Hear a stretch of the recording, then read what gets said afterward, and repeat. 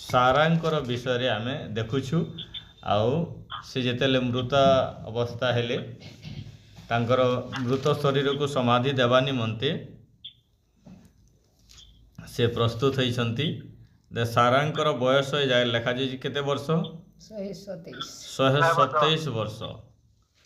ପ୍ରେଜ୍ ଦ Lord. Abraham ଏପର୍ଯ୍ୟନ୍ତ ଜୀବିତ ଅବସ୍ଥାରେ ଅଛନ୍ତି, କିନ୍ତୁ ତାଙ୍କୁ 127 ବର୍ଷ ହେଇଛି ଆଉ ସେ 127 ବର୍ଷରେ ସେ ମୃତ୍ୟୁବରଣ କରିଅଛନ୍ତି। ଆଉ ଯେତେବେଳେ ପରମେଶ୍ୱରଙ୍କର ଦୂତ ପରମେଶ୍ୱରଙ୍କ ଲୋକମାନେ ଆସି ଅବ୍ରାହମଙ୍କର ପରିବାର ମଧ୍ୟରେ ଉପସ୍ଥିତ ହୋଇଥିଲେ, ସେହି ସମୟରେ ପରମେଶ୍ୱରଙ୍କର ଯେଉଁ ଅନୁଗ୍ରହ ତାଙ୍କର ପ୍ରତି ଥିଲା, ତାଙ୍କର ଦେଇ ଗୋଟେ ସନ୍ତାନ ଅବ୍ରାହମକୁ ଦେବାର ଯେଉଁ ପ୍ରତିଜ୍ଞା ଥିଲା ପରମେଶ୍ୱରଙ୍କର, ସେ ପ୍ରତିଜ୍ଞା ଯେତେବେଳେ ସେ ଦେଉଛନ୍ତି, ସେ କାର୍ଯ୍ୟକୁ ଯେତେବେଳେ ସେ ଡିକ୍ଲାରେସନ୍ କରୁଛନ୍ତି, ସେତେବେଳେ ସେ କାଣା କରିଥିଲେ? ଅବିଶ୍ୱାସ କରିଥିଲେ, ଆଜ୍ଞା। ଆଉ ତାଙ୍କୁ ସେତେବେଳେ 99 ବର୍ଷ ହେଉଥିଲା। ତାର ପର ମୁହୂର୍ତ୍ତରେ ତାଙ୍କର କୋଳରେ ଗୋଟେ ପୁତ୍ର ଦେଲେ, ଇସାହାକ, ଆଉ ଅବ୍ରାହମଙ୍କର ପୁତ୍ର ଆଉ ପ୍ରତିଜ୍ଞାତ ସନ୍ତାନ। ତାଙ୍କର ଦେଇ ଯେଉଁ ଆକାଶର ତାରା ଗଣିବାର ବିଷୟରେ, ବାଲି ପୁଣି ଧୂଳି ବିଷୟରେ ପ୍ରଭୁ ଦେଖାଉଛନ୍ତି, ତାକୁ କେହି ଗଣି ନପାରେ। କିନ୍ତୁ ପରମେଶ୍ୱର ସେହି ପ୍ରକାର ଭାବରେ ଅବ୍ରାହମଙ୍କର ଦେଇକରି ତାଙ୍କର ମହତ୍ ଯୋଜନାକୁ ସେ ସଫଳ କରିଅଛନ୍ତି। ସେ ଯାହା ବି ହେଉ, ଆମେ ଦେଖିବା ଗତ ଦିନମାନକ ଆମେ ଦେଖୁଥିଲା ସେମାନଙ୍କର ନାମକରଣ ବିଷୟରେ ମଧ୍ୟ ଆମର ପ୍ରିୟ ଅଜିତ ଭାଇ କହୁଥିଲେ। ସେ ଗୋଟେ ରାଣୀ ହେଇଥିଲେ, ଆଜ୍ଞା। ତାଙ୍କୁ ରାଣୀ ବୋଲି କୁହାଯାଉଥିଲା। ତାର 17 ଅଧ୍ୟାୟ ତାର 15 ପଦରେ, ତହିଁ ଉତାରେ ପରମେଶ୍ୱର ଅବ୍ରାହମକୁ କହିଲେ, ତୁମ୍ଭେ ଆପଣା ଭାର୍ଯ୍ୟା ସାରୀଙ୍କି ଆଉ ସାରୀ ବା କୁଳିନା ବୋଲି ଡାକ ନାହିଁ, ତାହାଙ୍କର ନାମ ସାରା ବା ରାଣୀ ହେଲା ବୋଲିକରି। ଆଉ ସେ ରାଣୀ ଉପାଧି ପାଇଥିଲେ। ଆଉ ବାସ୍ତବରେ ପରମେଶ୍ୱରଙ୍କ ଯୋଜନା ମହାନ ଅଟେ। ଆଉ ଉଭୟ ସ୍ୱାମୀ ସ୍ତ୍ରୀଙ୍କ କୋଳରେ ତାଙ୍କର ସେ ପ୍ରତିଜ୍ଞାତ ସନ୍ତାନ ଇସାହାକକୁ ଦେଇଥିଲେ ଓ ଇସାହାକଙ୍କର ଦ୍ୱାରା ତାଙ୍କର କାର୍ଯ୍ୟକୁ ସେ ମହାନ ଭାବରେ ଆଗକୁ ତୋଳାଇ ନେଇଛନ୍ତି। ଆଉ ପ୍ରଭୁଙ୍କର ଦାସ ଅବ୍ରାହମ ଯେତେବେଳେ ତାଙ୍କର ସ୍ତ୍ରୀ ମୃତ ହେଲେ, ସେତେବେଳେ ସେ ଏ ଜାଗାରେ କବର ଦେବାର ଲାଗି କେନ୍ ଲୋକମାନକେ ଏଇଟା କହୁଛନ୍ତି ନ ହେତର ଲୋକମାନକେ କହୁଛନ୍ତି। ଆଉ ସେ ଜାଗାରେ ଗୋଟେ ଗୁହା ବୋଲି ଲେଖାଯାଉଛି। କାଲି ଆଜ୍ଞା ପଚରାଉଥିଲେ, ଆଉ ସେଟା ମୁଇଁ ଆଜି ପଢ଼ିକି ଦେଖୁଥିଲି କିଏ ନା ସେଟା ଲେଖା ହେଇଛି ବୋଲି। 9 ପଦରେ ଲେଖାଯାଇଛି, ସେ ଆପଣାମାନଙ୍କ ମଧ୍ୟରେ ମୋହର କବର ସ୍ଥାନ ଅଧିକାର ନିମନ୍ତେ ମକପେଲାରେ ତାଙ୍କର କ୍ଷେତ୍ର ପ୍ରାନ୍ତରରେ ଥିବା ଗୁହା ମୋତେ ଦିଅନ୍ତୁ। ତହୁଁ ଯେତେ ମୂଲ୍ୟ ହୁଏ ତାହା ନେଇ ଦିଅନ୍ତୁ। ଆଉ ସେଟା ସେ ଗୁହା ବା ସେ କବର ସ୍ଥାନକୁ, ସେ ଗୁମ୍ଫାକୁ ସେ କିଣିଛନ୍ତି ମୂଲ୍ୟ ଦେଇକରି। ସେଟା ଆମେ ଦେଖୁଛୁ 13-14 ପଦରେ ଲେଖାଯାଇଛି। ତହିଁରେ ଇଫ୍ରୋନ ଅବ୍ରାହମକୁ ଉତ୍ତର ଦେଇ କହିଲା, ପ୍ରଭୁ ମୋ କଥା ଶୁଣନ୍ତୁ। ଭୂମି ଖଣ୍ଡକର ମୂଲ୍ୟ ତ 400 ସେକଳ ରୂପା। ଆପଣଙ୍କ ଓ ଆମ ମଧ୍ୟରେ ତାହା କେତେ ମାତ୍ର? ଏଣୁକରି ଆପଣ ନିଜ ମୃତକକୁ କବର ଦିଅନ୍ତୁ। ଇଫ୍ରୋନ ଏହି କଥା ଶୁଣି ଅବ୍ରାହମ ହେତୀୟ ସନ୍ତାନମାନଙ୍କର କର୍ଣ୍ଣଗୋଚରରେ ଇଫ୍ରୋନ ଦ୍ୱାରା ଉକ୍ତ ସଂଖ୍ୟାନୁସାରେ ତତ୍କାଳୀନ ବଣିକମାନଙ୍କ ମଧ୍ୟରେ ପ୍ରଚଳିତ 400 ସେକଳ ରୂପା ତୋଳି ଇଫ୍ରୋନକୁ ଦେଲେ। ଆଉ ସେ ସମୟରେ ଯେନ୍ତା ସେ ରୂପା ଚଳପ୍ରଚଳ ହେଉଥିଲା, ସେ ଅନୁସାରେ ସେ ତାଙ୍କୁ କ'ଣ କଲେ? ଇଫ୍ରୋନକୁ ସେଇ ଗୁମ୍ଫା ବା ସେ ଗୁହାର ମୂଲ୍ୟ ଦେଲେ ଓ ସେଇ ସ୍ଥାନରେ ସାରୀଙ୍କର କବର ଦିଆଗଲା। ଆଉ ଖ୍ରୀଷ୍ଟରେ ମୋର ପ୍ରିୟ ଲୋକମାନେ, ଆମେ ଯେତେବେଳେ ଶରୀର ମଧ୍ୟରେ ଥାଇକରି ଏଇ ଜଗତ ମଧ୍ୟରେ ଅଛୁ, ଆମର ଶରୀର ଦିନେ ନା ଦିନେ ମୃତ ହେବ। ଆଉ ସେଇ ଶରୀର ନିମନ୍ତେ ସମାଧି ପ୍ରାପ୍ତ ହେବାର ନିହାତି ଆବଶ୍ୟକତା ରହିଛି। ଆମର ଆଦିମାତା ସାରା ବା ଆଦି ପିତା ଅବ୍ରାହମଙ୍କର ତାଙ୍କର ସ୍ତ୍ରୀର ବିଷୟରେ ଆମେ ଏ ଜାଗାରେ ଦେଖୁଛୁ। ସେଥିପାଇଁ ଆମକୁ ଗୋଟେ ସ୍ଥାନର ଆବଶ୍ୟକତା ଥାଏ। ଆଉ ଯଦି ଆମେ ବିଶ୍ୱାସରେ ପ୍ରଭୁଙ୍କର ସହିତ ଗମନାଗମନ କରିଛୁ, विश्वास सहित आम जगत मध्य चलप्रचल हो निश्चित भाव में आम शरीर आत्मा मध्यर भिन्नता रही जिते शरीर दुर्बल हो जाऊँगी शरीर क्षीण हो जाऊँगी कौन कारणवश रोगाग्रस्त हो जाऊँगी कौन अकाल दुर्घटना मध्य आम पड़ुछु यही शरीर क्षत विक्षत होता दिने मृत होबार आवश्यकता रही जितेबले आम से शरीर आमर शरीर मध्य जो आत्मा रही से आत्मा होती परमेश्वर आत्मा आ परमेश्वर आत्मा निकट को से आत्मा चली जाए मात्र शरीर समाधिस्थ होबार निहाती आवश्यकता रही प्रभु तांकर आगमन समय आम जदि थेसलोनिक पुस्तक रोमियो पुस्तक जीवा से स्थान लिखा जाइए प्रभुंकर देईकरी प्रभुरे विश्वास रे थिबा लोक माने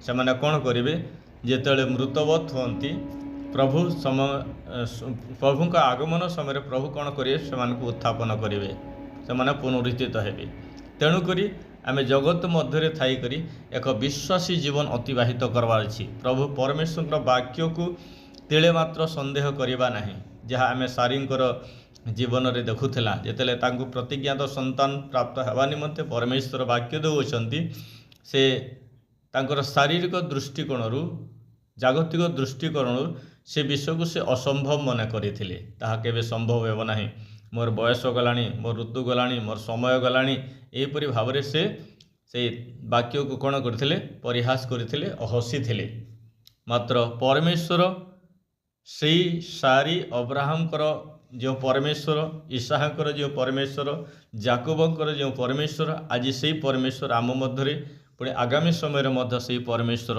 समान भाव में अछंती अर्थात सदा प्रभु परमेश्वर चिरकाल समान अटंती प्रेज द लॉर्ड हालेलुया से सबु समय सबु अवस्था रे आम निमंते समान अटंती और से प्रतिज्ञात संतान को प्राप्त होगा निमंते प्रतिज्ञात संतान को प्राप्त कराइबा निमंते जो दंपति को से बाछि थिले से माने बयस अतिक्रम करि जाइथिला मात्र परमेश्वरंकर वाक्य केबे विफल होई नाही से माने जो अवस्था भी थांतु ना कहीं गत अवस्था थांतु वार्धक्य अवस्था थांतु ना कहीं परमेश्वर परमेश्वर अटंती और परमेश्वर का वाक्य अनंत काल स्थायी अटे और से तांकर वाक्य को से दिन से जरिया सफलीकृत करते जो द्वारा आज आम अब्राहम और सारांकर परिचय पाइछु इसहाकर परिचय पाइछु तांकर वंशीय लोक मानक मध्य तांकर पीढ़ी मध्य कि प्रकार भाव परमेश्वर वाक्य सफलीकृत होइछि आज पर्यंत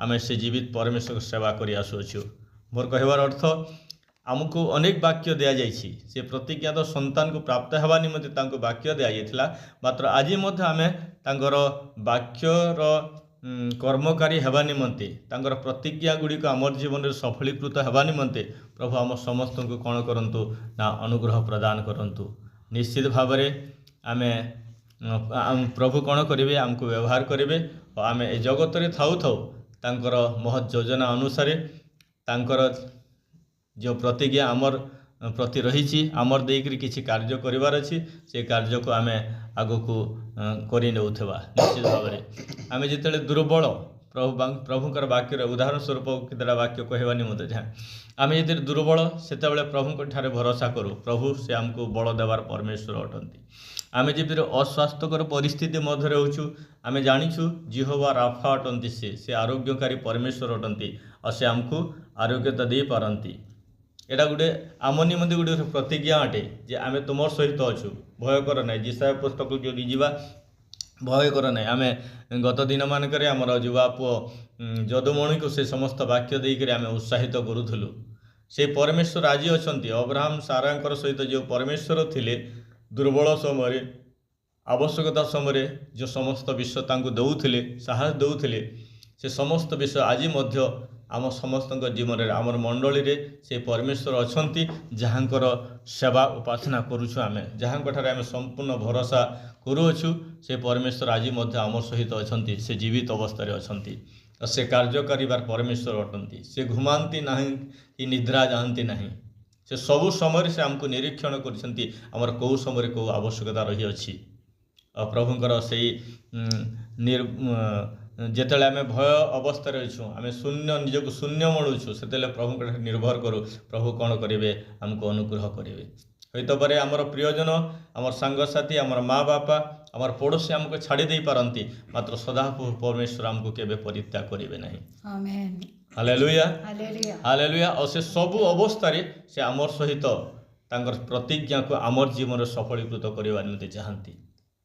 ଗୋଟେ ବିରାଟ ବିଷୟ ଯାହା ଆମେ ଦେଖିବା, ଗୋଟେ ଆଶ୍ଚର୍ଯ୍ୟ ଅଲୌକିକ ବିଷୟ ଆମେ ଦେଖିବା ଯୋସେଫଙ୍କର ବିଷୟରେ।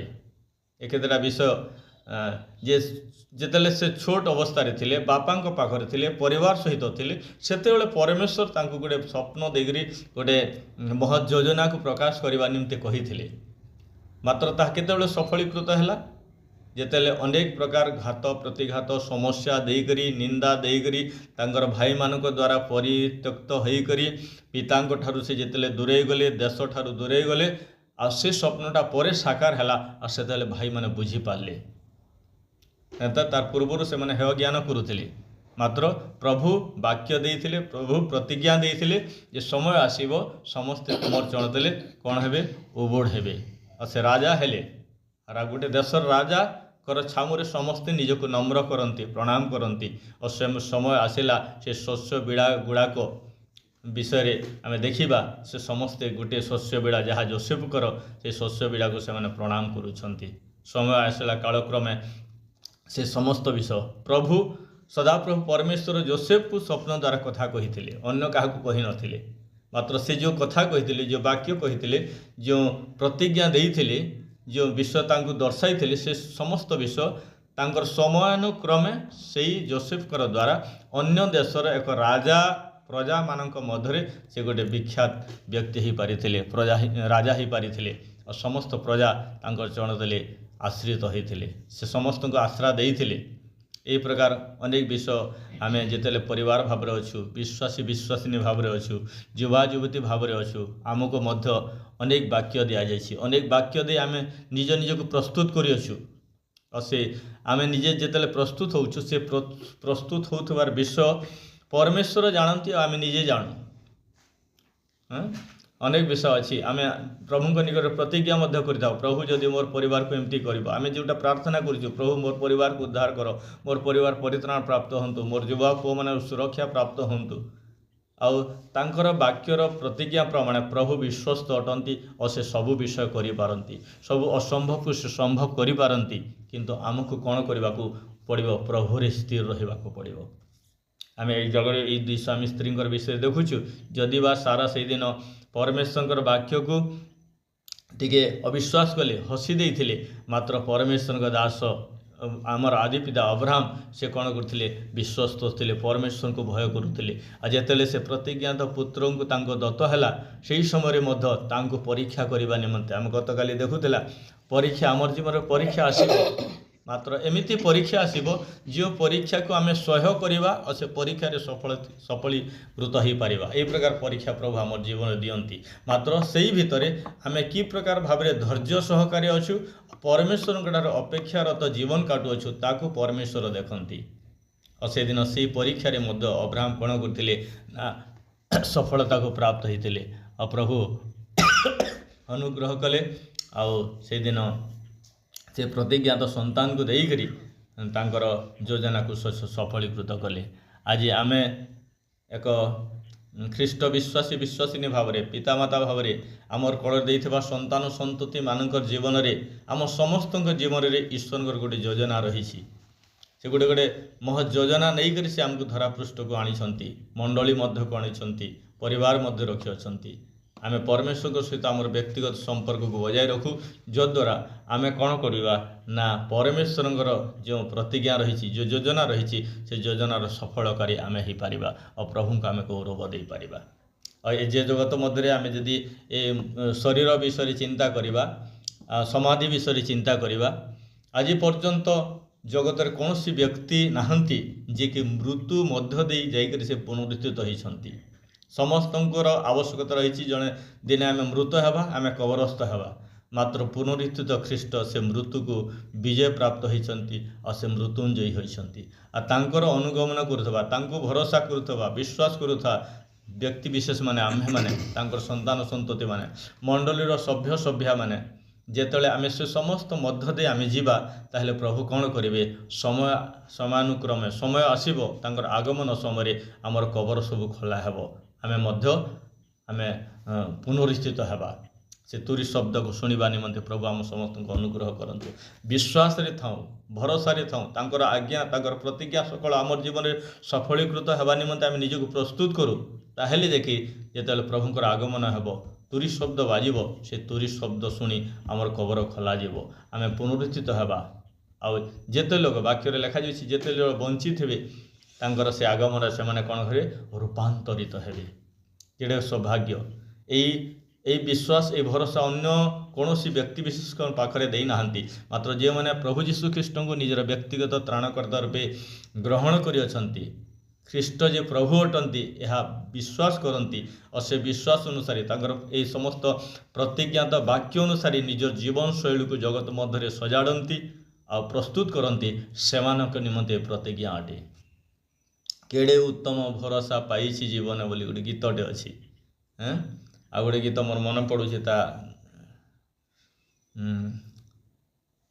प्रभु से जहाँ भी हो आम देखा केड़े उत्तम भरोसा पाइछि जीवन पाइछि रे मन आउर आ गोटे रोचे तुमे आसी नहीं जीव स्वर्ग सियोने अन्यान्य गीत मानक सुंदर गीत सब रही जे आमर दिन परिवर्तन हेबो आमर शरीर माटी मिसीज मात्र आमर आत्मा प्रभु निकटवर्ती हेबो प्रभु करंतु आमे ए वर्तमान समय वर्तमान परिस्थिति रे प्रभु आम निमंते जो प्रतिज्ञा रखी अछंती जो योजना रखी अछंती आमर परिवार निमंते आमर व्यक्तिगत जीवन निमंते से प्रतिज्ञा सकल को आमे ज्ञात हो असे अनुसार आमे आपण आपण प्रस्तुत करू प्रभु अल्प चिंता उपरे आम समस्त को अनुग्रह